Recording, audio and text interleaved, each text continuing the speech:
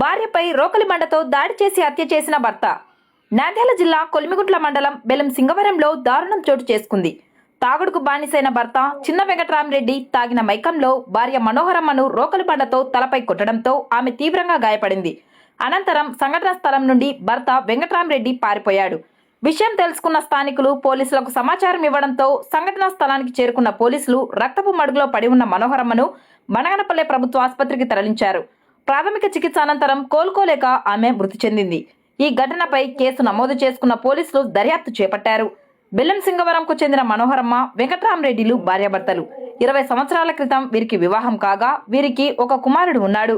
తాగుడుకు బానిసైన వెంకట్రామరెడ్డి కుటుంబ బాధ్యతలను మరిచి జులాయిగా తిరిగేవాడు. మనోహరమ్మ కూలీనాలి చేసి వచ్చిన డబ్బులతో సంసారాన్ని నడిపేది. మద్యానికి బానిసైన వెంకట్రామరెడ్డి తాగడానికి డబ్బులు ఇవ్వలేదని భార్యపై రోకలి బండ తీసుకొని విచక్షణారహితంగా దాడి చేశాడు. దీంతో తీవ్రంగా గాయపడిన మనోహరమ్మ మృతి చెందింది.